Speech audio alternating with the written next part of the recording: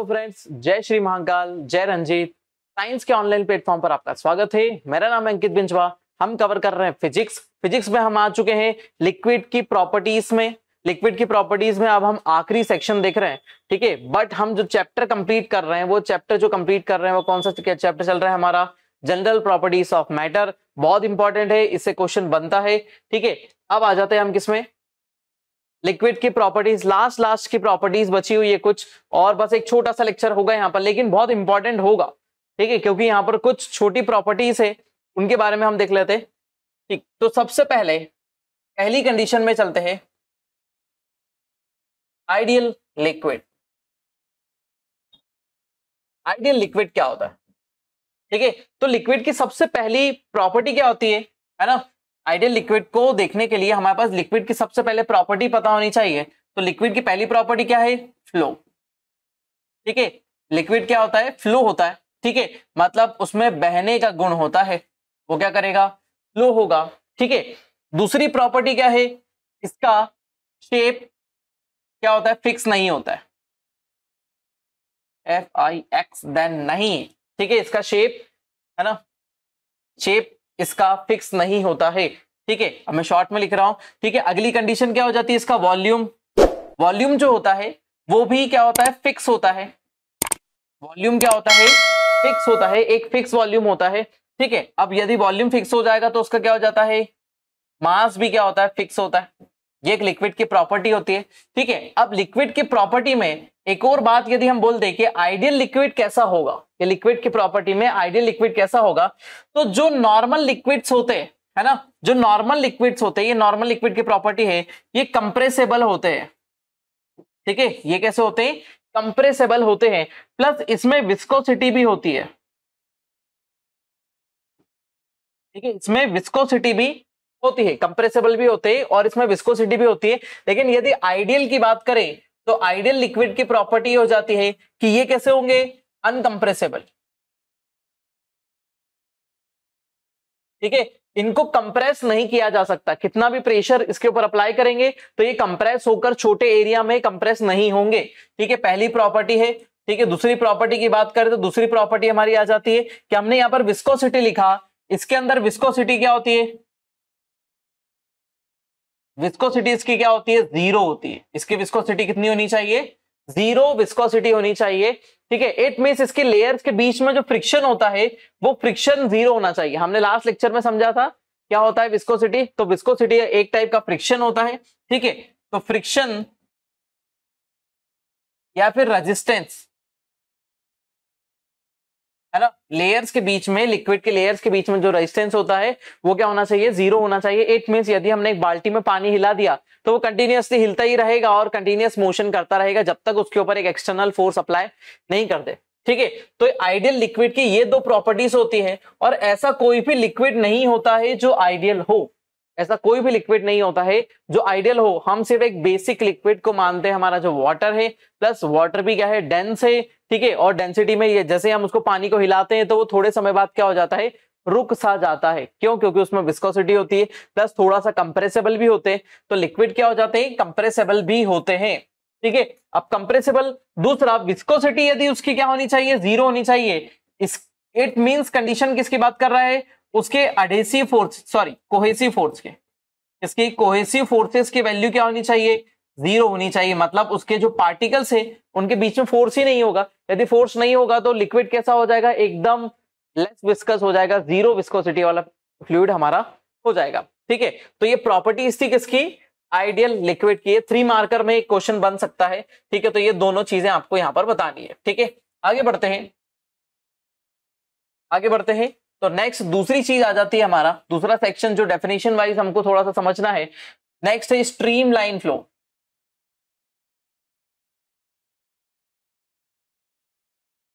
Stream line flow क्या होता है? Stream line flow, it means कोई भी लिक्विड जो है, कोई भी लिक्विड जो है वो एक पर्टिकुलर पाथ, एक पर्टिकुलर स्लोप को फॉलो करता है। कोई भी लिक्विड जो होता है एक पर्टिकुलर पाथ या स्लोप को फॉलो करता है। जैसे हमारा ये स्लोप है ना, इस स्लोप पर यदि हम किसी लिक्विड को रिलीज करेंगे तो वो स्लोप को फॉलो करेगा। ठीक है, और एक स्ट्रेट लाइन और एक शॉर्टेस्ट पाथ को फॉलो करेगा। ठीक है, जैसे एक रूफ होती है, एक रूफ होती है, अब रूफ का स्लोप जो है वो इस डायरेक्शन में है, स्लोप इस डायरेक्शन में। यदि आप यहां भी पानी डालेंगे, यहां पानी डालेंगे, या फिर यहां पानी डालेंगे, या बीच में डालेंगे, तो लिक्विड किस तरफ जाएगा, इसी डायरेक्शन में चले जाएगा। लिक्विड क्या हो जाएगा, एक पर्टिकुलर डायरेक्शन को फॉलो करेगा, ठीक है, एक पर्टिकुलर डायरेक्शन को फॉलो करेगा। इट मींस यदि कोई रिवर किसी एक पाथ में फ्लो हो रही है, ठीक है, तो उसका स्ट्रेट लाइन फ्लो, है ना, उसका स्ट्रेट लाइन में फॉलो करना प्लस स्लोप, स्लोप को फॉलो करना, है ना, उस पाथ के स्लोप को फॉलो करना और उस स्ट्रीम का, उसके लाइन को फॉलो करना, क्या कहलाता है, स्ट्रेट स्ट्रीम लाइन फ्लो कहलाता है, स्ट्रीम लाइन फ्लो, ठीक है, stream line flow. It means यदि कोई रिवर है वो इस डायरेक्शन में ऐसी है, इस तरीके से बनी हुई है, ठीक है, यहां पर सीधी है, फिर यहां पर टर्न लेती है, फिर उसके बाद थोड़ी सी फिर सीधी है, फिर उसके बाद टर्न लेती है। इट मींस उसका स्ट्रीम लाइन फ्लो ऐसा है, पहले यहां पर क्या है, स्ट्रेट है, ठीक है, फिर यहां पर क्या आ रहा है, एक कर्व आ रहा है, फिर उसके बाद यहाँ कर्व आ रहा है, देन फिर उसके बाद स्ट्रेट है, देन कर्व लेकर वो सीधा स्ट्रेट निकल जाएगी, ठीक है।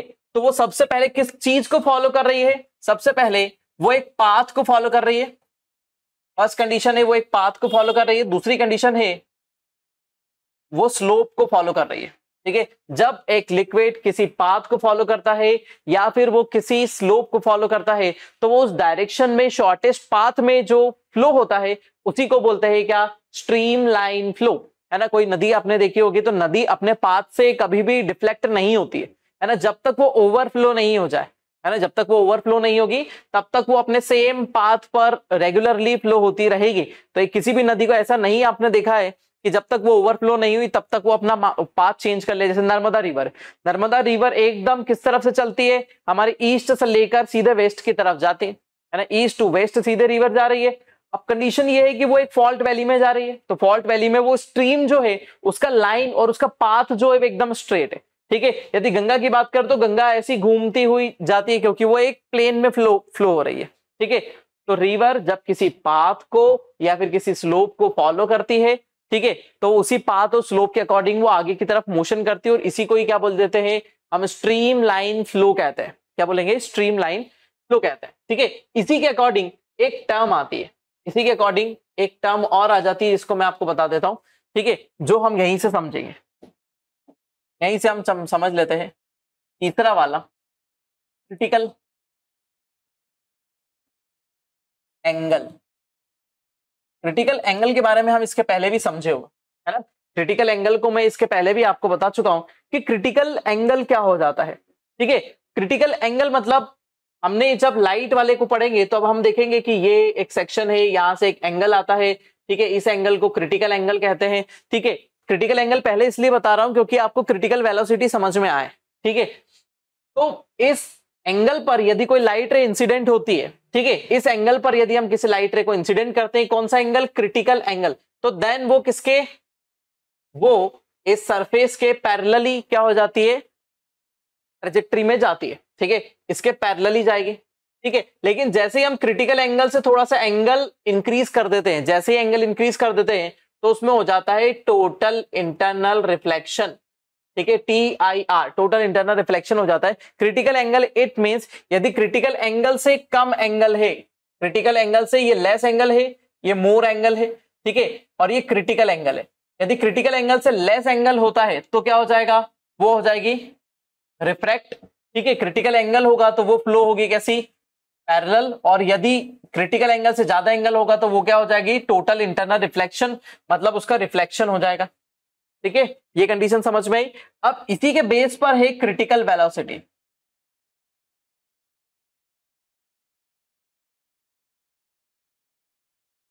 ठीक है। अब क्रिटिकल वेलोसिटी को समझो, देखो क्रिटिकल वेलोसिटी वो वेलोसिटी है ना, क्रिटिकल वेलोसिटी वो वेलोसिटी है जिस वेलोसिटी पर कोई लिक्विड, है ना, कोई लिक्विड किसी पाथ में स्ट्रीम लाइन फ्लो में चलता है ना। कोई लिक्विड, पहली क्या बात करी हमने, कोई लिक्विड किसी पाथ में, पाथ बोल दो या फिर हमने इसके जस्ट पहले समझा स्लोप, ठीक है, किसी पाथ या किसी स्लोप पर एक स्ट्रीम लाइन फ्लो, ठीक है, स्ट्रीम लाइन फ्लो में चलता है और उसी पाथ को फॉलो करता रहता है, ठीक है, तो जिस वेलोसिटी पर ये वाटर इस वाले सेक्शन में फ्लो हो रहा है, ये जिस वेलोसिटी पर ये वाटर इस लाइन में फ्लो हो रहा है, स्ट्रेट लाइन या फिर वो पाथ फॉलो कर रहा है, अब वो पाथ भले ही ऐसा हो, है ना, पाथ भले ही ऐसा हो या फिर रिवर यहां से आकर ऐसा टर्न क्यों ना ले ले, तो ये स्ट्रीम लाइन फ्लो ही होगा, क्योंकि वो स्लोप के अकॉर्डिंग चल रही है। स्लोप ऐसा था तो इधर चली गई, स्लोप ऐसा था तो इधर चली गई, देन स्लोप इधर से स्ट्रेट था, देन इधर से कर्व हो गया, तो रिवर स्लोप को फॉलो कर रही है। तो रिवर जब या फिर कोई लिक्विड जब किसी पाथ को या स्लोप को फॉलो करता है तो वो स्ट्रीम लाइन फ्लो होता है, और स्ट्रीम लाइन फ्लो को अचीव करने के लिए जो वेलोसिटी की रिक्वायरमेंट होती है, स्ट्रीम लाइन फ्लो को अचीव करने के लिए जिस वेलोसिटी की रिक्वायरमेंट होती है, उसी वेलोसिटी को हम क्या बोलते हैं, क्रिटिकल वेलोसिटी। उसी वेलोसिटी को हम क्या बोलेंगे, क्रिटिकल वेलोसिटी।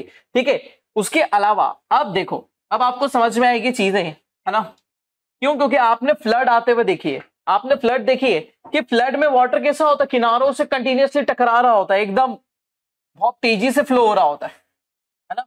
लिक्विड जो है वो इस नली में बहुत तेजी से या फिर इस रिवर बेसिन में, है ना, ये पानी बहुत तेजी से फ्लो हो रहा है, कहीं इधर टकरा रहा है, कभी इधर टकरा रहा है, बहुत तेजी से बाढ़ आ रही है, एकदम उछल उछल के पानी बह रहा है।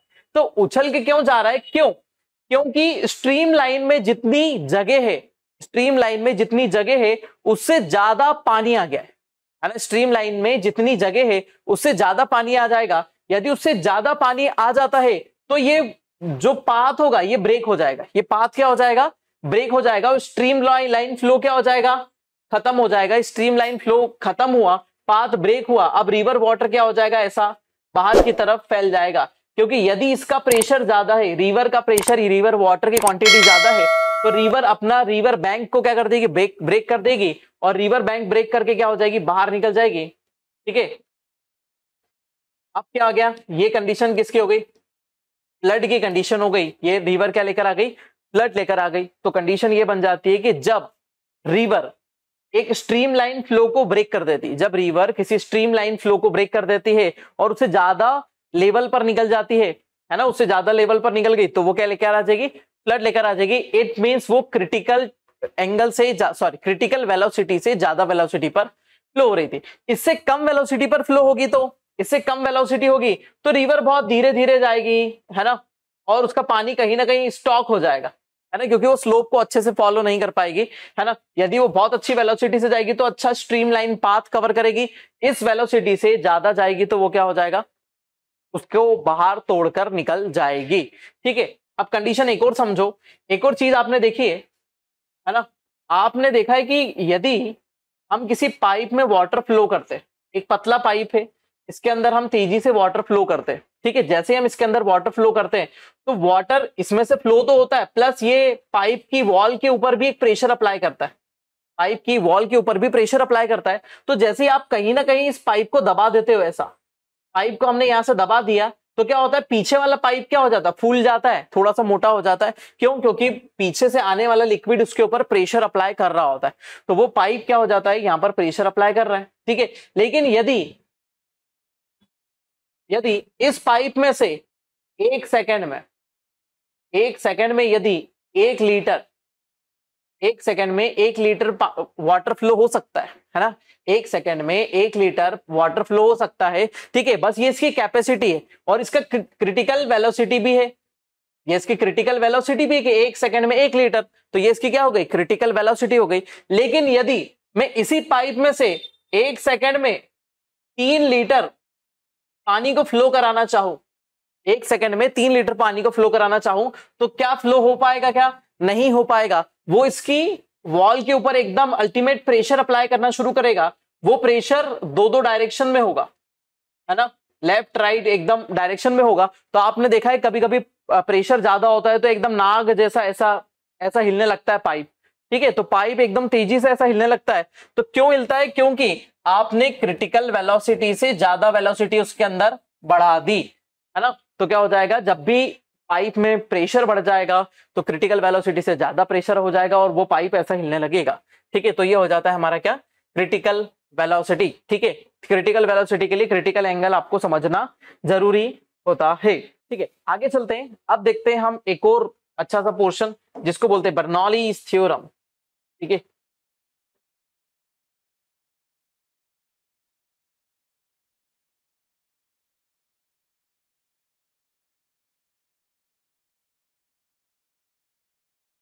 Bernoulli's theorem. ठीक है, बर्नौली ने जो थ्योरम इंट्रोड्यूस करी थी उसके बारे में देख लेते हैं कि बर्नौली ने क्या बोल दिया ऐसा, है ना, लिक्विड फ्लो के बारे में। तो हमको जो पता चलती है बर्नौली ने, तो बर्नौली ने एक चीज बोली, ठीक है, कि कोई, है ना, सबसे पहली कंडीशन वो पहले ही रख देता है कि कोई आइडियल लिक्विड, आइडियल लिक्विड, है ना, कौन सा लिक्विड फ्लो करेंगे हम, आइडियल लिक्विड। अब आइडियल लिक्विड की प्रॉपर्टीज क्या होती है, आइडियल लिक्विड की पहली प्रॉपर्टी होती है वो अनकंप्रेसिबल होता है। ठीक है, अनकंप्रेसिबल है। दूसरी प्रॉपर्टी ये है कि उसकी विस्कोसिटी, विस्कोसिटी क्या है, जीरो। उसकी विस्कोसिटी क्या होनी चाहिए, जीरो होनी चाहिए। तो कोई ऐसा अनकंप्रेसिबल और कौन सा अनविस्कस, है ना, या फिर जीरो विस्कोसिटी वाला लिक्विड यदि किसी ट्यूब में फ्लो होता है ना, कोई लिक्विड इस ट्यूब में फ्लो होता है ना, इस ट्यूब में ये वो फ्लो हो रहा है। ठीक है, तो अब वो बताता है कि इसमें फ्लो होने पर, ठीक है, उसकी काइनेटिक एनर्जी, है ना, फ्लो होने पर उसकी काइनेटिक एनर्जी, दूसरा पोटेंशियल एनर्जी, ठीक, और लास्ट आ जाता है अप्लाइड प्रेशर। प्रेशर सभी के वैल्यू क्या हो जाती है, कांस्टेंट होती है। ठीक है, सभी की टोटल वैल्यू क्या हो जाती है, एक कांस्टेंट होती है। ठीक है, काइनेटिक एनर्जी इट मींस उसकी वेलोसिटी। ठीक है, किसी भी लिक्विड की velocity, kinetic energy it means क्या हो जाता है, किसी भी लिक्विड की वेलोसिटी, है ना, किसी भी लिक्विड की वेलोसिटी, ठीक है, प्लस उसकी पोटेंशियल एनर्जी और उसमें अप्लाइड प्रेशर, है ना, जो वेलोसिटी से फ्लो हो रहा है और वो अपनी वॉल के ऊपर, इस ट्यूब की वॉल पर जो प्रेशर अप्लाई कर रहा है, वो प्रेशर क्या हो जाता है, एक कांस्टेंट होता है। उसके आखिरी में वैल्यू क्या निकलेगी, कांस्टेंट। सब कुछ कट पिट जाएगा और एक कांस्टेंट वैल्यू हमेशा निकल के आएगी। ठीक है, तो ये किसने बोल दिया था, ये हमारे बर्नौलीज भैया ने बोल दिया था। ठीक है, बर्नौलीज भैया ये बोल देते हैं कि यदि ये सब चीजें कांस्टेंट होती है, ठीक है, तो ये लिक्विड के लिए, है ना, लिक्विड के लिए एक कंजर्वेशन ऑफ एनर्जी, है ना। तो बर्नौलीज थ्योरम क्या हो जाती है, लिक्विड की कंजर्वेशन ऑफ एनर्जी को शो करती है। यह बताती है कि लिक्विड में जो एनर्जी होती है वो हर पॉइंट पर, हर टाइम, हर सेक्शन में क्या होती है, कंजर्व रहती है। ठीक है, हर पॉइंट पर, हर सेक्शन में कंजर्व रहती है।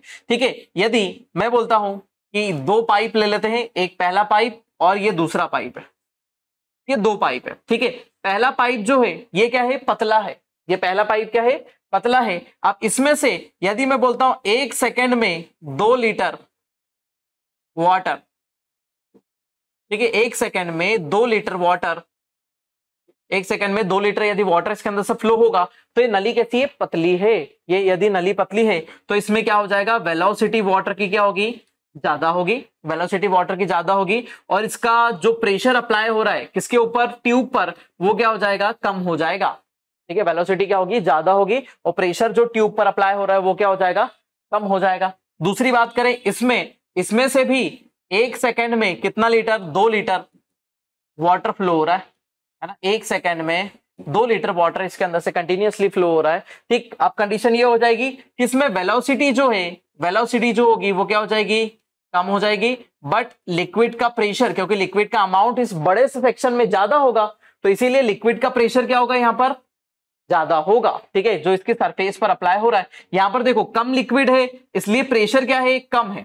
ठीक है, यहां देखो कितना सारा लिक्विड है, इतना बड़ा पाइप है, तो इसमें से ज्यादा जितना लिक्विड फ्लो होगा तो उसका प्रेशर भी उतना ज्यादा अप्लाई होगा।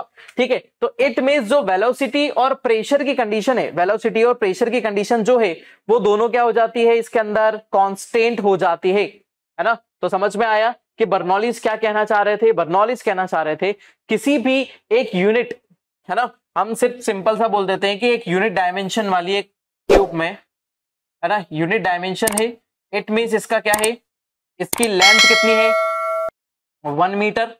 ठीक है, और इसकी ये जो है 1 सेंटीमीटर।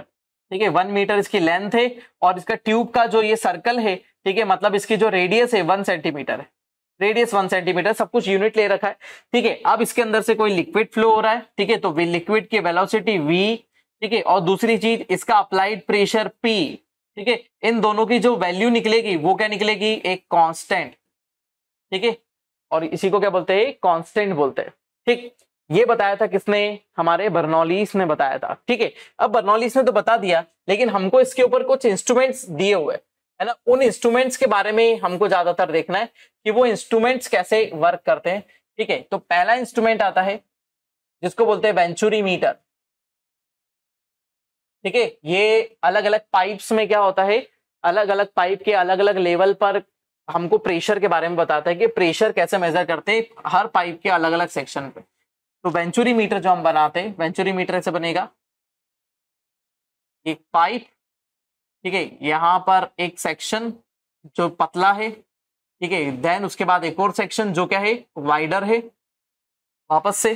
अब कंडीशन आती है इसके अंदर लिक्विड फ्लो करवाने की, तो हम इसके अंदर लिक्विड फ्लो करवा देते हैं। तो देखिए हमने ये लिक्विड लिया है, इसके अंदर से लिक्विड फ्लो हो रहा है। ठीक है, ये लिक्विड इसके अंदर से फ्लो हो रहा है। अब कंडीशन को लेकर आ जाते हैं तीसरी, थर्ड कंडीशन को ये बोलते हैं कि हम यहाँ पर प्रेशर को मेजर करेंगे। यहाँ पर भी एक मीटर लगा रहता है जो प्रेशर को मेजर करेगा, और यहाँ पर भी एक मीटर लगा रहता है जो क्या करेगा, प्रेशर को मेजर करेगा। तो एक ही पाइप के अलग अलग सेक्शंस पर यहाँ पर प्रेशर को मेजर करते हैं। ठीक है, अब यदि हम बात करते हैं कि यहाँ से एक लिक्विड फ्लो हो रहा है, जो फ्लो होता हुआ इधर आएगा और इधर से बाहर निकल जाएगा। ठीक है, लेकिन बीच में जो एक ट्यूब है वो कैसी है, थोड़ी सी कम विड्थ वाली, उसकी विड्थ क्या है, कम है। अब पहली कंडीशन ये आ जाती है कि यहां पर इस वाले सेक्शन पे, पहले हम इस सेक्शन की बात करेंगे, ये वाला इस सेक्शन पे बात कर रहे हैं, तो इस सेक्शन में उसकी वेलोसिटी कितनी है, v1। इस सेक्शन में वेलोसिटी कितनी है, v1, मतलब जिस वेलोसिटी से लिक्विड फ्लो हो रहा है वो वेलोसिटी क्या है, v1। और दूसरा इसका प्रेशर कितना है, p1। इसका प्रेशर कितना है, जो यहाँ पर प्रेशर अप्लाई हो रहा है इस ट्यूब पर, इस ट्यूब के इस सेक्शन पर जो प्रेशर अप्लाई हो रहा है वो क्या है, p1। लेकिन जैसे ही हम क्या कर देते हैं, ट्यूब को पतला कर देते हैं, ठीक है, तो वाटर क्या हो जाएगा, इस एरिया में कॉन्सेंट्रेट हो जाएगा। वाटर का अमाउंट क्या है, बहुत ज्यादा है, और वाटर का अमाउंट क्या हो जाएगा, इसी एरिया में कॉन्सेंट्रेट हो जाएगा। अब कॉन्सेंट्रेट तो हो गया, देखो वाटर का अमाउंट तो एकदम बराबर आ रहा है, ठीक है, वाटर का अमाउंट तो क्या है, एकदम बराबर है। लेकिन जैसे ही ट्यूब क्या हो जाती है, पतली हो जाती है, तो इस एरिया पे बात करते हैं। अब इस एरिया पे बात करते हैं, तो इस एरिया में उसकी वेलोसिटी क्या हो जाती है, इस एरिया में उसकी वेलोसिटी क्या हो जाएगी, चेंज हो जाएगी। इट मींस वेलोसिटी क्या हो जाएगी, v2। ठीक है, और उसका प्रेशर क्या हो जाएगा, p2 हो जाएगा। मतलब वेलोसिटी भी चेंज हो जाएगी और उसका प्रेशर भी चेंज हो जाएगा।